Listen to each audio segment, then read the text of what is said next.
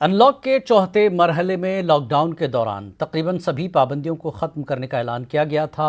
इसी सिलसिले में 21 सितंबर से समाजी, सियासी और मजहबी तकरीबात में 100 अफराद तक के शामिल होने की भी इजाज़त दी गई थी। लेकिन इबादत गाहों को खोलने की इजाज़त को लेकर कोई वाज़ेह ऐलान नहीं किया गया था और इस ताल्लुक़ से लोगों में बेचैनी थी। लेकिन मेरठ में ज़िला इंतज़ामिया ने मजहबी रहनुमाओं के साथ एक मीटिंग करके 25 नुकाती शराइत के साथ अब इबादत गाहों को खोलने की इजाज़त दे दी है। ज़िला इंतज़ामिया के साथ मीटिंग के इनेकाद के बाद अब शहर की मुख्तलिफ इबादत गाहों में एहतियाती इक़दामात के साथ तैयारियां मुकम्मल की जा रही हैं। देखिए, प्रशासन के द्वारा 25 गाइडलाइन हमको दी गई हैं, जिसके पालन के लिए हम तत्पर हैं और उसके अनुसार ही मंदिरों में व्यवस्थाएँ की जा रही हैं। कल प्रातः 8 बजे से दोपहर को 12 बजे तक और सायंकालीन 4 बजे से शाम को और रात्रि के 8 बजे तक मंदिर के कपाट खोले जाएंगे। लेकिन दर्शन जो है वो गर्भगृह में नहीं जा सकेंगे। भक्तजन गर्भगृह के बाहर से ही दर्शन कर सकेंगे, जिसमें प्रसाद वगैरह, कोई फूल माला आदि ये सब नहीं चढ़ेगा, जल नहीं चढ़ेगा, केवल दर्शन कर लें बस। यही बाकी सैनिटाइज की व्यवस्था और मास्क वगैरह का, डिस्टेंशन का, ये सब व्यवस्थाएं की गई हैं। जो गेट पर रहेंगे वो सब करवाएंगे। ये कहा गया कि कानून का नियम करना है, इसमें हमें ये मास्क लगाकर लोगों को आने की इजाज़त दी है और लैट्रिन बाथरूम पूरे साफ़ सुथरे करना है, मस्जिद को सैनिटाइज करनी है, मस्जिद में चप्पल नहीं आने देनी है और 100 आदमी से ज़्यादा हमें नमाज़ पढ़ने नहीं देंगे। लोगों को अपने घर से साफ़ सफाई करके आएंगे, मस्जिद में दाखिल जब होंगे। जो 25 पॉइंट दिए गए हैं उनमें हम तकरीबन सभी पॉइंट पर अमल करेंगे। कोई मौका ऐसा नहीं देंगे जिसमें कुछ शिकायत का हो। जुम्मे की नमाज के लिए भी यही तरीका रहेगा? जी हाँ, जुम्मे की नमाज के लिए उन्होंने यही कहा। हालांकि हमने इस बात का मुतालबा किया था कि कम से कम जुम्मे की नमाज के अंदर जहाँ जहाँ जुम्मे की नमाज होती है वहाँ 100 से ज़्यादा लोगों को इजाज़त दी जाए, लेकिन उन्होंने उसको मना कर दिया। उन्होंने कहा कि नहीं, 100 से ज़्यादा आदमी कहीं नहीं होंगे, 100 के अंदर ही होंगे जहाँ भी होंगे। जिस तरह से मसाजिद में तैयारियां हैं, कल से जमात भी शुरू होगी 100 लोगों की, जो है एहतियात के साथ तैयारियां अभी से शुरू हो गई हैं। लोग यही कह रहे हैं कि इबादत गाहें कम से कम 100 लोगों की ही इजाज़त मिली, लेकिन इबादत गाहें खुली हैं। हालांकि इस वक्त कोरोना इन्फेक्शन के मामले बहुत तेज़ी से बढ़ रहे हैं, लेकिन ज़रूरी है कि एहतियात बरती जाए। जिस तरह से बाज़ार खुले, कारोबार खुला है, उसी तरह से इबादत गाहों को खोलने का ये फ़ैसला तो लिया है, लेकिन एहतियात साथ में बरतना बहुत ज़रूरी है ताकि इन्फेक्शन से बचा भी जाए और दूसरों को भी बचाया जाए। सनीचर को बदायूं में एक इंसानियत को शर्मसार करने वाली वारदात रुनुमा हुई, जहां एक शौहर ने अपनी बीवी के शिकम को सिर्फ इसलिए चाक कर दिया था ताकि वो देख सके कि शिकम में बच्चा है या बच्ची।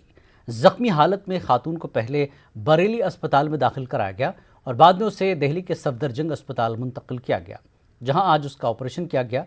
खातून मौत और जिंदगी की जंग लड़ रही है।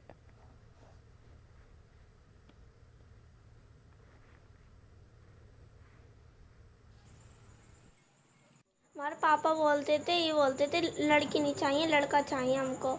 इसलिए हमारे मम्मी वो 1 किलो आटा देते थे, 8 दिन के लिए देते थे।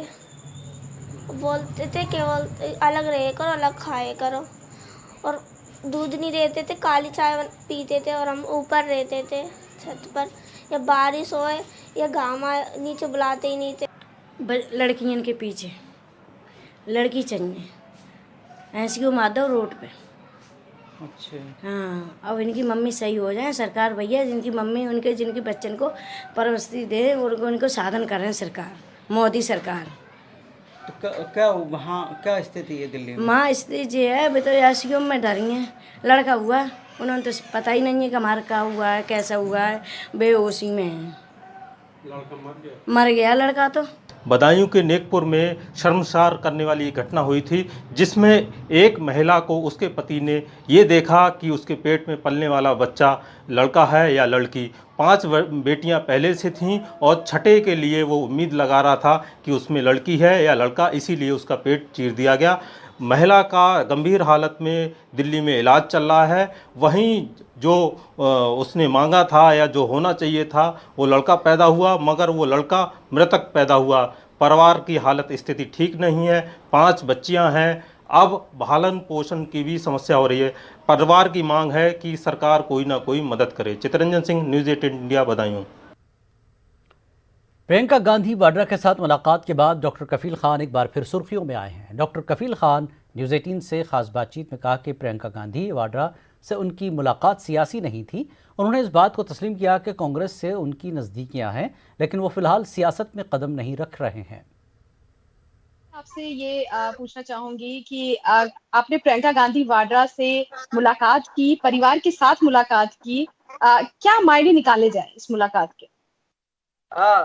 उन्होंने मुझे 20 तारीख को कॉल किया था और दिल्ली इनवाइट किया। पिछले 20 दिनों से हम लोग जयपुर में हैं और जयपुर में ही उन्होंने सारा एकोमोडेशन का अरेंजमेंट किया हुआ है उनकी तरफ से ही। आपको याद होगा कि जिस दिन मेरी रिहाई हुई थी 1 सितंबर 2020 को, तो 11 बजे 11:30 बजे ही इमीडिएटली रिलीज का ऑर्डर इलाहाबाद हाई कोर्ट से सुपरिटेंडेंट जेल को भी मिल गया था, डिस्ट्रिक्ट मजिस्ट्रेट अलीगढ़ को मिल गया था, होम मिनिस्ट्री जो चीफ मिनिस्टर योगी आदित्यनाथ के पास है उनको भी मिल गया था और होम मिनिस्टर दिल्ली को भी मिल गया था।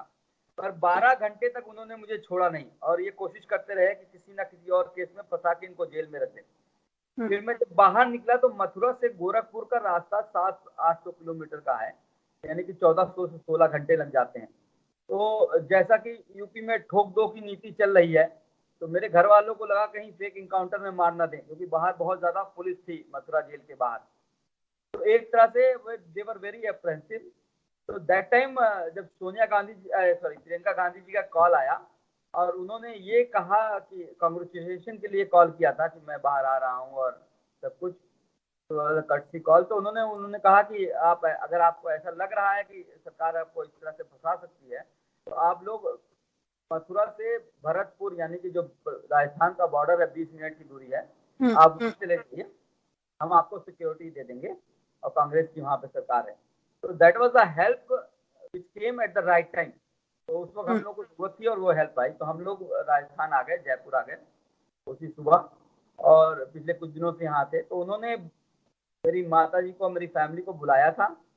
21 तारीख को हम लोग गए और तो कर्टसी कॉल, वो जानना चाहती थी कि जयपुर में आपको कोई और प्रॉब्लम तो नहीं है, और अगर कोई आपको दिक्कत हो रही है तो हमारी सरकार पंजाब में भी है, हमारी सरकार छत्तीसगढ़ में भी है, अगर आप चाहें तो वहाँ पे भी जा सकते हैं। तो वो हालचाल जानने के लिए उन्होंने बुलाया।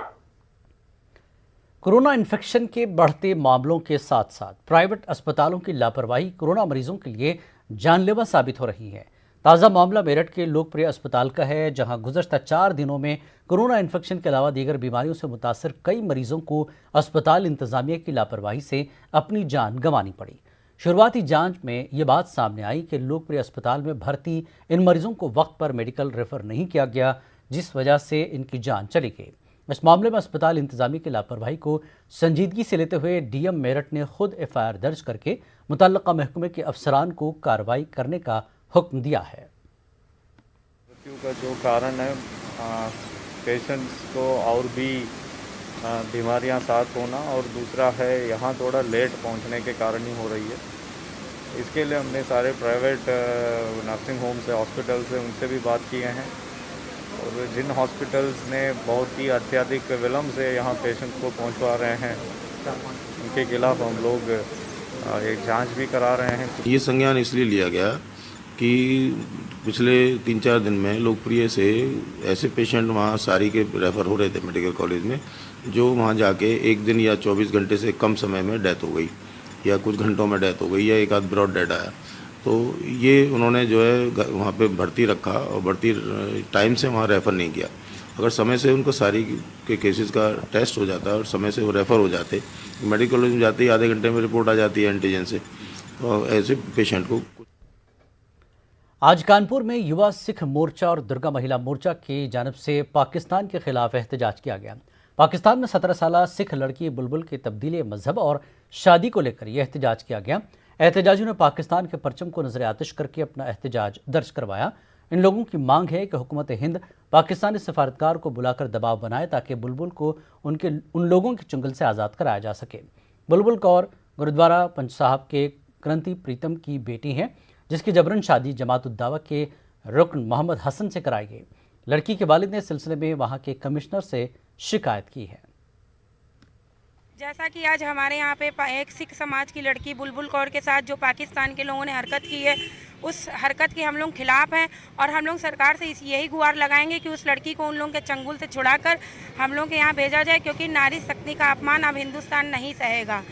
आज कानपुर में हम लोग ने पाकिस्तान में जो एक नीच हरकत की गई है, हमारे वहाँ के पंजा साहब के ऐतिहासिक गुरुद्वारे के ग्रंथी यानी प्रीतम सिंह जी की बेटी बुलबुल कौर जो सिर्फ 18 वर्ष की थी, उसका आतंकी हाफिज सईद के गुर्गों द्वारा अपहरण कर लिया गया है। बंदूक के बल पर उसका जबरन धर्म परिवर्तन करा के मोहम्मद सलीम नाम के लड़के के साथ निकाह करा दिया गया है। इसका हम लोग विरोध करते हैं और आपके चैनल के माध्यम से भारत सरकार और गृह मंत्रालय से मांग करते हैं कि तुरंत इसमें पाकिस्तान उच्च आयोग से बात की जाए और हमारी सिख बेटी को उन दहशतगर्दों के चुंगल से। कानपुर के शास्त्री चौक पर समाजवादी पार्टी के कारकुनों ने बीजेपी के रियासती सदर के खिलाफ एहतजाज किया। बीजेपी के रियासती सदर ने समाजवादी पार्टी को होंडों की पार्टी कहा था, जिसको लेकर यह एहतजाज किया गया।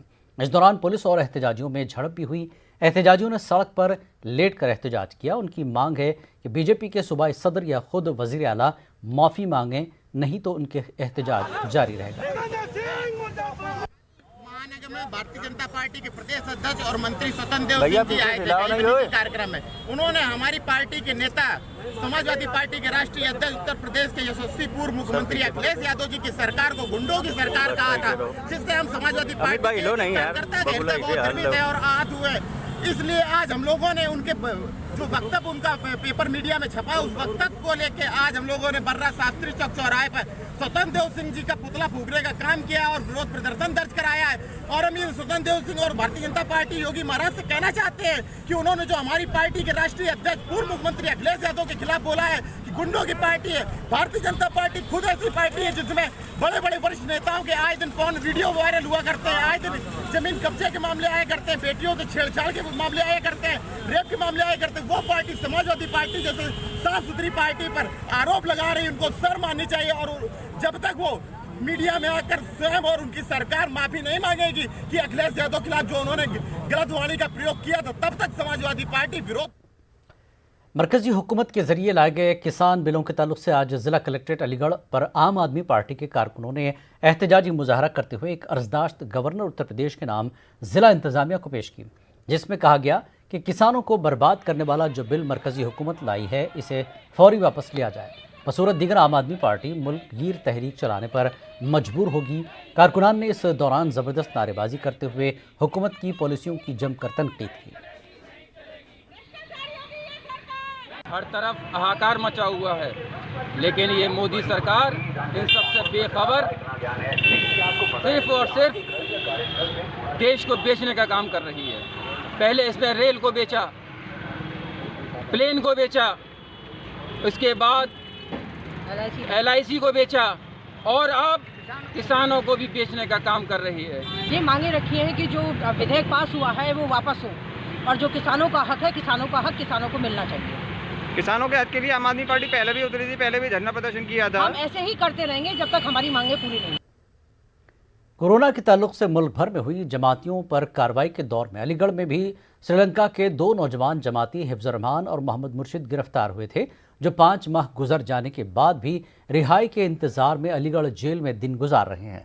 हिफ्जुर रहमान और मोहम्मद मुर्शिद के वकील एडवोकेट जीशान खान का कहना है कि मकामी काउंसिल के जरिए लगाई गई जमानत अर्जी मुस्तरद कर दी गई थी, जिसके बाद 5 अगस्त को इलाहाबाद हाई कोर्ट में जमानत अर्जी लगाई गई, जिस पर आज तक सुनवाई नहीं हुई। उन्होंने कहा कि उत्तर प्रदेश का सिस्टम बहुत सुस्त है, जिसकी वजह से इनकी जमानत में ताख़ीर हो रही है, जो बायस तशवीश है। यहाँ पर पिछले 5 महीने से जुडिशल कस्टडी में हैं और इनकी बेल यहाँ पर लगाई गई थी एक लोकल काउंसिल के थ्रू, जो कि जुलाई में रिजेक्ट हो गई।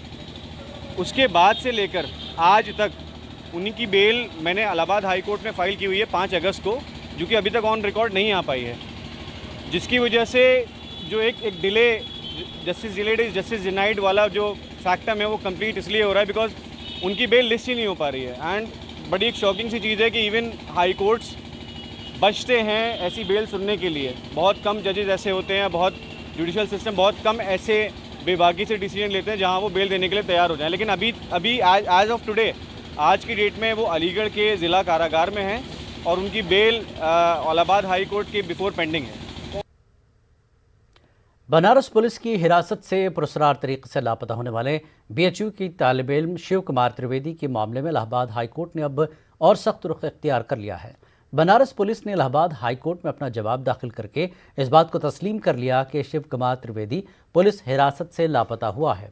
हाई कोर्ट ने बनारस पुलिस को हुक्म दिया कि वो 12 अक्टूबर तक शिव कुमार को तलाश करके उनके वालिदैन के हवाले किया जाए।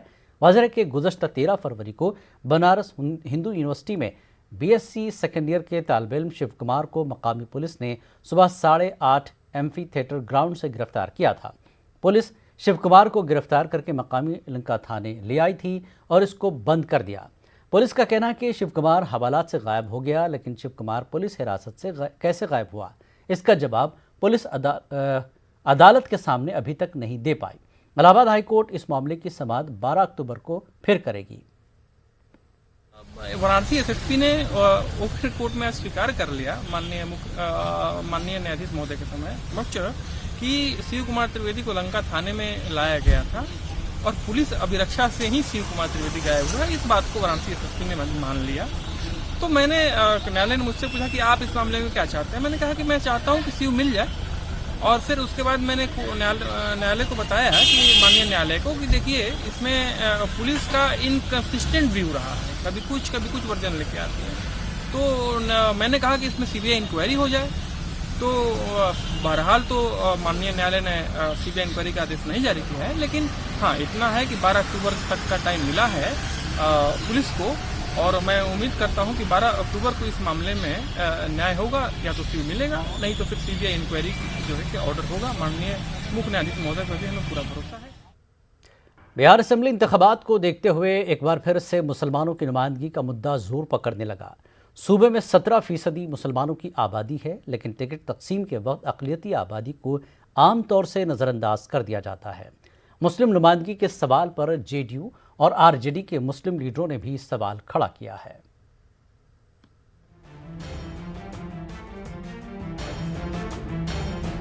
बिहार में साबिका लालू राबड़ी की हुकूमत रही हो या फिर नीतीश कुमार की, सूबे की सियासत 17% अक़लियती आबादी के वोटों के इर्द गिर्द घूमती रही है। लेकिन बात जब नुमाइंदगी की हो तो मुसलमानों को टिकट देने के मामले पर तमाम सियासी पार्टियां खामोश हो जाती हैं। इस बार RJD और JDU के मुस्लिम लीडरों ने सवाल खड़ा किया है कि 17% मुसलमान वोटर हैं तो टिकट में भी इनकी हिस्सेदारी 17% होनी चाहिए। JDU लीडर असलम आज़ाद ने अपनी पार्टी के साथ साथ BJP को इस सिलसिले में गौर करने की अपील की है। आम तौर से होता ये है कि इलेक्शन के दौरान में बहुत वादे किए जाते हैं, दावे किए जाते हैं अक़लियतों के हवाले से, लेकिन जब टिकट की बात आती है तो सभी पार्टियां मुसलमानों को ठग देती हैं। मेरा अपना ये है कि बिहार में जब 18% मुसलमानों की आबादी है तो उनको 18% से ज़्यादा जो है टिकट दीजिए, इसलिए कि वो हाशिए पर है या बल्कि हाशिए से बाहर है। उधर RJD लीडर आरिफ हुसैन का कहना है कि मुसलमानों की नुमाइंदगी के सवाल पर RJD को भी अपना मौक़िफ़ वाज़ेह करना चाहिए। मेरा मांग तो यही है कि आबादी के तनासुब से जितनी भी सेकुलर पार्टियां हैं वह मुसलमानों को नुमाइंदगी दें, ख़ास तौर से राजद, कांग्रेस। हमारा जो तनासुब है इस हिसाब से वो दें। होता क्या है कि मुसलमान 100% वोट करते हैं सेकुलर जमातों को। सेकुलर जमातें एक ठो तो पूरा टिकट नहीं देती और उनकी जो हलीफ जातियां हैं, जहां कहीं मुसलमान खड़े होते हैं तो वो मुसलमान को नहीं दे पाते, इसलिए हमारी नुमाइंदगी कम हो जाती है। असेंबली इंतखाबात को देखते हुए मुसलमानों की नुमाइंदगी का मुद्दा सुर्खियों में है। मुस्लिम तंजीमों ने तमाम पार्टियों के सुप्रीमो को खत लिखकर आबादी के एतबार से मुस्लिम नुमाइंदगी की मांग की है। देखिए, असल आवाज़ तो हौस की होती है, बाहर की आवाज़ कोई आवाज़ होती है नहीं, इसलिए उसमें तो ज़्यादा हौस में नुमाइंदगी होनी चाहिए। और हम इंसाफ के तरीके से चाहेंगे कि जितनी जिसकी आबादी है उस हिसाब से होनी चाहिए। 17% अक़लियतों की आबादी है, उसकी होनी चाहिए। लेकिन अफसोस की बात यह है कि चाहे लालू यादव हो चाहे नीतीश कुमार हो या कोई भी हो, इनके जो कायद हैं उसमें कोई मुस्लिम कायद नहीं है जो मुसलमानों की बात बता सके उनको। दरअसल बिहार की तमाम सियासी पार्टियां मुसलमानों के मामले पर सियासत तो जरूर करती हैं, लेकिन आबादी के एतबार से टिकट देने का मामला ठंडे बस्ते में चला जाता है, जबकि सूबे की सियासी गोलबंदी जात पात से शुरू होती है और जात पात पर ही खत्म होती है। यही वजह है कि मुस्लिम लीडरों ने भी टिकट के मामले पर सवाल खड़े किए हैं। न्यूज़ 18 उर्दू के लिए पटना से महफूज आलम की रिपोर्ट। मोदी का चेहरा सब पर भारी। बिहार इंतखाबात को लेकर पटना में जो पोस्टर लगाए जा रहे हैं या लगाए जा चुके हैं, इनको देखकर तो ऐसा ही लग रहा है एनडीए में बिहार इंतखाबात के लिए नीतीश कुमार चेहरा जरूर हैं, लेकिन बड़े चेहरे के तौर पर नरेंद्र मोदी को ही प्रोजेक्ट किया जा रहा है। नीतीश कुमार की तारीफ करते हुए मोदी के पोस्टर ये बताने के लिए काफी हैं कि मोदी का चेहरा सब पर भारी है।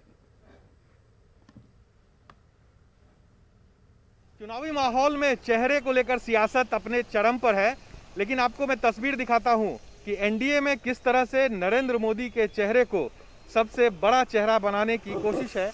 अब देखिए, ये पोस्टर जारी किया गया है और इस पोस्टर पर आप देख पा रहे होंगे नरेंद्र मोदी और नीतीश कुमार दोनों की तस्वीर एक साथ लगी हुई है। और खास जो संदेश इस पोस्टर में दिया गया है कि नीतीश कुमार की जो तारीफ नरेंद्र मोदी ने की थी उसे जिक्र करते हुए यहाँ पर दिखाया गया है। यानी कि साफ है कि नरेंद्र मोदी की जो तस्वीर है उसे यहाँ पर लगाते हुए ये कहा गया है कि नीतीश कुमार जो है वो बिहार के लिए सबसे बेहतर है। और दूसरी तरफ आप ये जो पोस्टर है ये मुख्यमंत्री आवास के सामने लगी हुई है, दोनों तरफ सड़क के। आप दूसरी तरफ भी देखिए, यहाँ पर वही पोस्टर यहाँ भी लगाया गया है।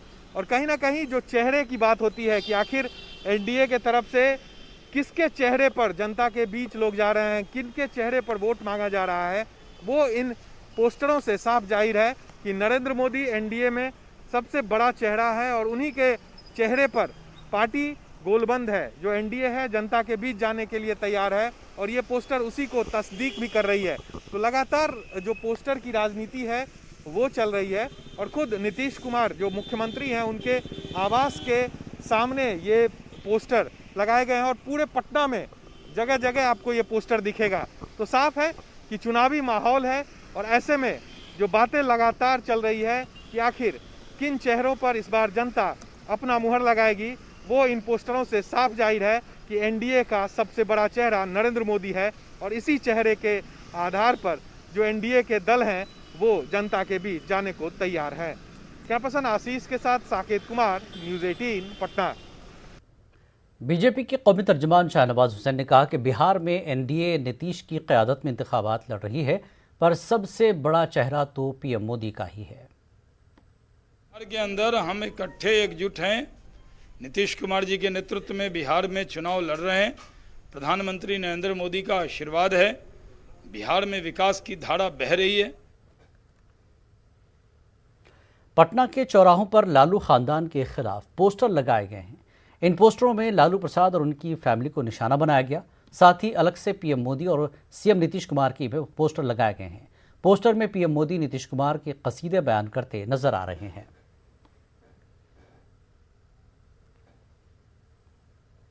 बिहार इंतखाबात में इस बार सोशल मीडिया का किरदार काफ़ी अहम रहेगा। तमाम पार्टियों के बड़े लीडरान सोशल मीडिया का जमकर इस्तेमाल कर रहे हैं। लीडरान किसी भी मसले को सोशल मीडिया के जरिए आवाम तक पहुंचाने की कोशिश कर रहे हैं, साथ ही अपनी बात भी सोशल मीडिया के जरिए रख रहे हैं।